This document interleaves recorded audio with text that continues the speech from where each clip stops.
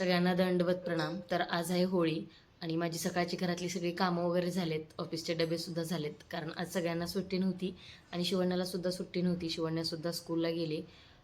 जे काही सकाळचे डबे असतील, नाश्ता असेल किंवा घरातली कामं असतात ती सगळी आवरून झालेत. आणि आज मला बनवायची पुरणपोळी. तर जी पुरणपोळी आहे ना, तर ती मी दुपारी बनवते, म्हणजे संध्याकाळच्या वेळी ऑफिसमधून सगळे येतात तेव्हा. शूट करायला थोडंसं लेट चालू केले आणि ही बघा सर्वज्ञा माझी छान अभ्यास करते.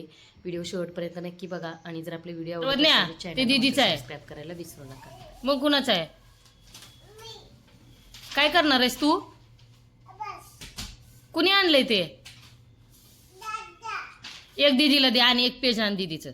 एक दीदीला दे, एक तुला आण. ही दीदीला दे, ही दीदीला दीदीला द्या एक. एक दीदीला देऊ आण. एक दीदीला आणि एक तुला. हा जाऊ करा अभ्यास. काय लिहिती? नाव लिहिती का? पेन दे म्हणा दादाला. दादाला सांग पेन दे म्हणा. नाव लिहायचंय म्हणा. ड्रॉवर मध्ये असतील पेन खाली.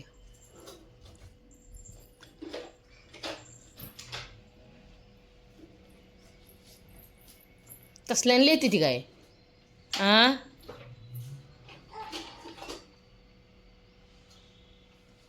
चला हा अभ्यास करा की. हा नाव लिहा. कुणाचं नाव लिहिते?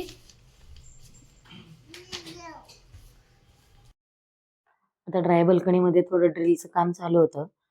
कारण काल अर्धवट करून घेतलं होतं, पण तिथं मला एक असा हँगर ठेवून घ्यायचा होता. कारण काही दळणाच्या पिशव्या असतात किंवा झाडू म्हणा, सुपली म्हणा, काही मॉप असतात, तर ते अडकवण्यासाठी.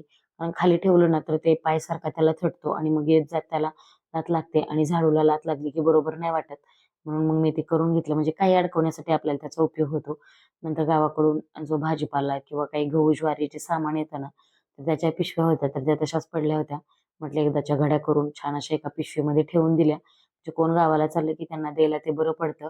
आणि या सगळ्या पिशव्या रिटर्न द्याव्या लागतात, कारण ते परत मला सामान देण्यासाठी उपयोगी पडतात. आणि प्रत्येक वेळी आणलेल्या पिशव्या जर इकडेच ठेवल्या ना, तर मग ते मला ओरडतात की पिशव्या देत नाही म्हणून. त्यामुळे मी अगदी आवर्जून सुरुवातीला त्या पिशव्या आठवणीने देत असते. नंतर आता ही सर्वज्ञ आली होती. आता हिला भाजी बनवायची होती म्हणून ही लसूण न्यायला आली होती आणि आम्ही फक्त लसणाचीच भाजी बनवतो किंवा बटाट्याची. तर त्याच्यानंतर या बादलीमध्ये मी थोड्याफार शेंगा ओतून ठेवल्या होत्या. ते सगळं सामान ठेवून दिलं आणि हे बघा ड्राय बाल्कनीमध्ये काल काम करून घेतलंय. आता हे माझ्याकडे छोटंसं स्टीलचं रॅक होतं, जे की मी काचेचे कंटेनर ठेवण्यासाठी घेतलेलं. ते असंच पडून होतं, असंच बेसिनच्या खाली ठेवलेलं. म्हटलं मग मी तिथं अडकवून घेतलं, कारण बऱ्यापैकी सामान बाहेर बसतं.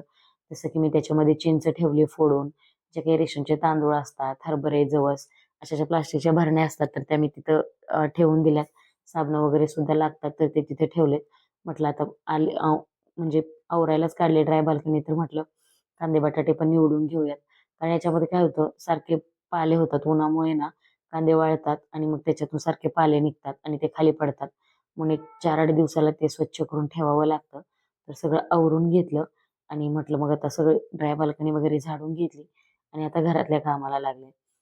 आता दिवसभर किती जरी काम केलं तरी काम काही संपत नाही. मग तुम्ही हाऊसवाईफ असाल किंवा वर्किंग वुमन असाल. हाऊसवाईफ आहे म्हणजे स्वतःला काही असं आपण काही कमवत नाही किंवा काही करत नाही असं अजिबात समजायचं नाही. कारण घरामध्ये सुद्धा तेवढीच कामं असतात आणि सगळ्या माणसांचं सगळं करणं हे कुठल्या नोकरीपेक्षा सुद्धा काही कमी नाहीये. तर मी भांडी वगैरे छान अशी ट्रॉलीमध्ये लावून दिली. आता वाळल्याशिवाय भांडी लावता येत नाहीयेत.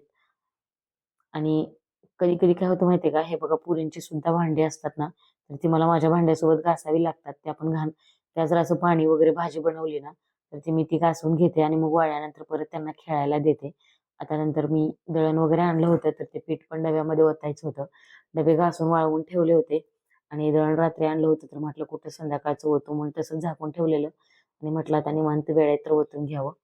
तर पीठ जे म्हणाल तर मी नाही चाळत, न चाळताच पीठ वापरते. कारण ते गिरणीवाले दादा खरंच खूप छान दळण देतात. मस्त असे डबे वगैरे पुसून घेतले आणि इथं तुम्हाला एक मी टिप सांगते. दररोज सुद्धा जेव्हा आपण पिठाचा डबा घेतो, त्याच्यानंतर एखादा कपडा मारून त्याच्यावरती ठेवायचा. म्हणजे जो प्रत्येक वेळी घासण्याचा जो त्रास आहे ना, तर तो कमी होतो. आणि एक मोठा असा चमचा आहे, जो की मला हळदी-कुंकवामध्ये आला होता वाण म्हणून. तर तो मी त्या पिठामध्ये ठेवते, म्हणजे पीठ घ्यायला सुद्धा बरं पडतं. हात पण खराब होत नाहीत आणि पीठ सुद्धा खराब होत नाही. आता ज्वारीचा डबा माझ्याकडे रिकामा नव्हता, थोडंसं बाजरीचं पीठ होतं, म्हणून ती पिशवी मी तशीच गाठ मारून ठेवून दिली.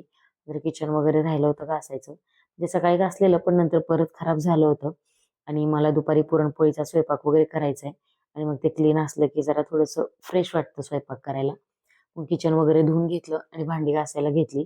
आणि किचन म्हणाल तर मी पुसून घेण्यापेक्षा पाणी ओतूनच धुते, कारण तेच मला बरं वाटतं आणि स्वच्छ पण होतं बऱ्यापैकी. नंतर पटपट भांडी वगैरे होती ती घासून घेतली. आणि आता दुपारची जेवणाची वेळ झाली होती. शिवान्या सर्वज्ञाला सुद्धा भूक लागलेली.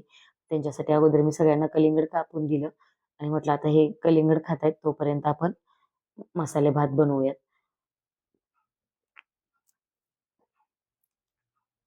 आता मसाले भात सुद्धा झाला होता, कारण दुपारी जेवणासाठी हा शॉर्टकटच बेत होता. मस्त असा मसाले भात आणि मी घरी बनवलेलं जे लिंबू मिरचीचं लोणचं होतं, तर ते मसाले भातासोबत खरंच खूप छान लागतं. आणि त्याचा जो व्हिडिओ आहे ना, तर तो आपल्या दुसऱ्या चॅनलवरती मी अपलोड केलाय. नक्की चेक करा. दुसऱ्या चॅनलची लिंक जी आहे ना, ती मी खाली डिस्क्रिप्शनमध्ये देते. तो आपला रेसिपीचा चॅनल आहे आणि तो चॅनल जवळ-जवळ 4 वर्ष झाला आहे. आणि त्याच्यावरती फक्त आपले रेसिपी व्हिडिओ असतात. त्याच्या व्यतिरिक्त दुसरं काही नसतं. किंवा जे काही मी फूड ऑर्डर घेते त्याच्यासुद्धा व्हिडिओ तिकडेच असतात. आणि इथं फक्त जे आहे तर ते माझं लाईफस्टाईल किंवा डेली लाईफ, तुम्हाला काही किचन टिप्स किंवा काही ज्या घरातल्या छोट्या-मोठ्या टिप्स असतात, तर त्या मी इथं तुमच्यासोबत शेअर करत असते. नंतर आमचं जेवण वगैरे झालं आणि सर्वज्ञाला झोपवलं, कारण दुपारी ती झोपते 1 तासभर तरी. नंतर मशीन झाली होती. म्हटलं कपडे वाळत घालावे. जे छोटे कपडे असतात तर ते मी ड्राय बाल्कनीमध्ये वाळत घालते आणि जे मोठे असतात की जाड न वाळणारे, तर ते इकडच्या बाल्कनीमध्ये घालते. आणि ग्रिलवर कपडे घालण्याचे कारण म्हणजे या बाल्कनीमध्ये दिवसभर ऊन असतं. अगदी संध्याकाळपर्यंत, दिवस मावळेपर्यंत. त्याच्यामुळे कपडे सुद्धा पटकन वाळून जातात.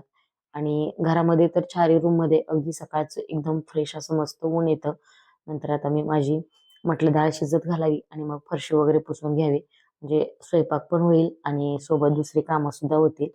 आता डाळ शिजताना काही त्याला धरून बसावं लागत नाही. गॅसवर ठेवली की त्याचं ती शिजते आणि आपण आपली कामं करू शकतो. आता अर्धा किलो डाळ मी इथे शिजायला ठेवली आणि गॅस मध्यम केला आणि म्हटलं आता पसारा वगैरे आवरून तर झाला होता. म्हटलं आता फरशी पुसून घ्यावी. सोफ्यावरचे कवर वगैरे झटकले होते. फर्निचर सुद्धा पुसून घेतलं होतं.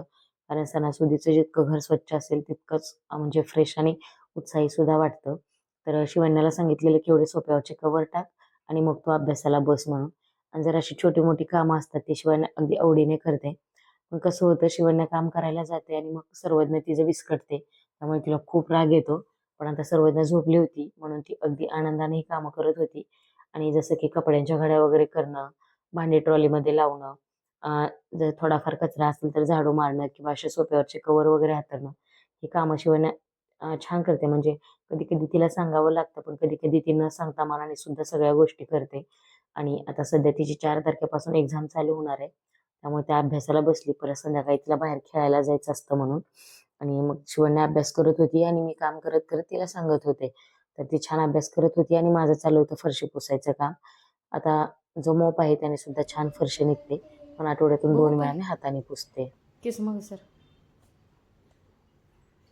1, 1, 2, 3, 4, 5, 6, 7, 8, 9, 10,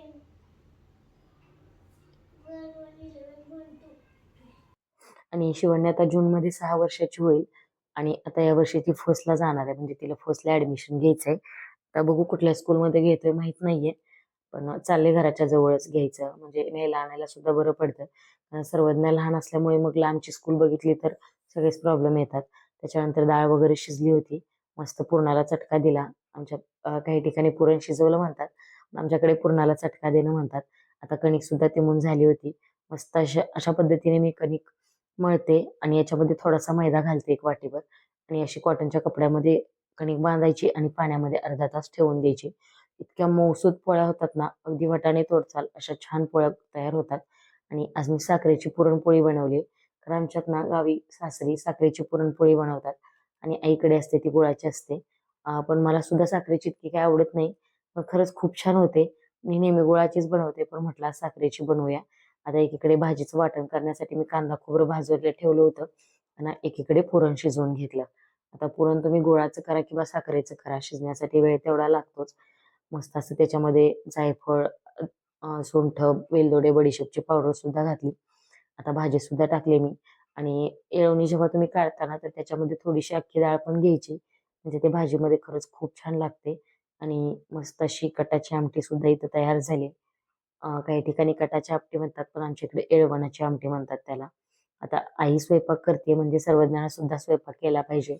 मग तिचं चाललं होतं बटाटे जे आहे, तर ते किसायचं. ते किसणीने किसना म्हणून परत तिने उकळी घेऊन त्याच्याने असं बारीक करत होती आणि माझ्या चालल्या होत्या पोळ्या. बऱ्यापैकी सगळा स्वयंपाक होत आला होता आणि 6:30-7 वाजता आले होते आणि आमच्या सोसायटीमध्ये जी होलिका दहन होतं, तर ते संध्याकाळी 8 वाजता होतं. त्याच्यामुळे मी पटपट उरकायचं बघत होते. कारण माझं आवरून, मुलींचं आवरून परत मला खाली सुद्धा जायचं होतं आणि म्हटलं नंतर खालून आलं तर मग पोहे करण्यासाठी परत वेळ जाईल आणि मग शिवान्या सर्वज्ञाला भूक लागलेली असते. मग त्या खूप चिडचिड करतात. किंवा शिवान्या नाही, पण सर्वज्ञ भूक लागली तर जास्त चिडचिड करते. म्हणून म्हटलं खाली जायच्या अगोदर सगळा स्वयंपाक करून घ्यावा. आणि ह्या साखरेच्या पुरणपोळ्या एकदम मस्त अशा गुबगुबीत तयार होतात आणि साजूक तूप लावून मी आज पोळ्या बनवत होते. इतकी मऊसूत पोळी तयार झाली होती ना खरंच आणि एकदम टम्म सुद्धा फुगल्या होत्या पोळ्या. आता आमच्या गॅसला का काय झाले माहित नाहीये. त्याच्यामध्ये काहीतरी अडकलं असावं बहुतेक.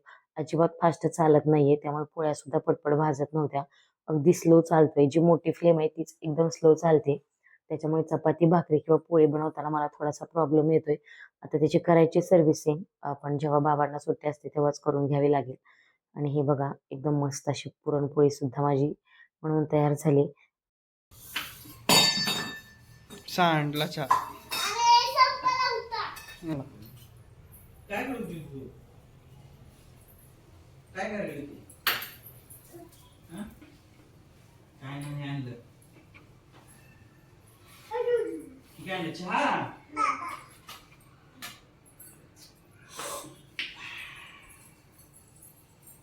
अच्छा ग. छान आहे, छान आहे.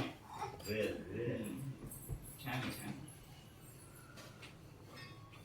दिलं. स्वयंपाक झाला, किचन आवरून झालं आणि देवपूजा करून आम्ही सुद्धा तिघीजणी मस्त असं रेडी झालो. आता आम्हाला खाली जायचंय, म्हणजे खाली पार्किंग मध्ये सोसायटीच्या मस्त असं होळी पूजन चला आहे. बच्चू, चला खाली जाऊ, चला चला.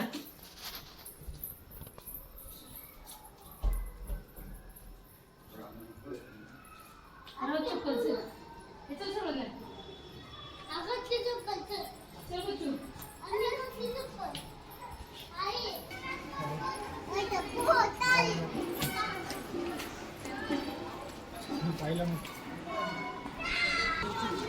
आ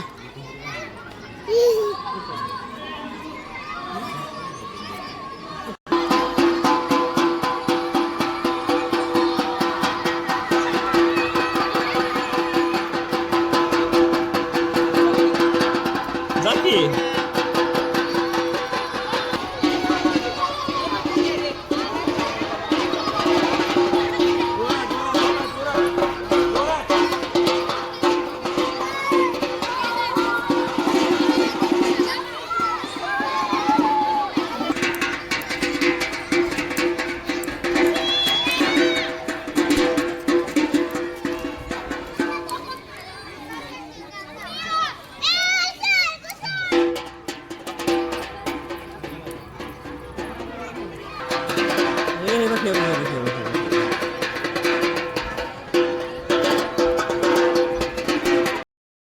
आता होळी पूजन वगैरे झालं होतं. आम्ही घरी आलो आणि बराच वेळ सुद्धा झाला होता.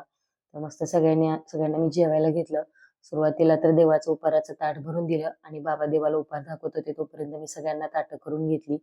आणि इथं सर्वज्ञाचं चालू होतं की आई मला मिक्स करून दे आणि शिवण्याचं चालू होतं की आई मला पोळी खायची नाही म्हणून ती डान्स करत होती.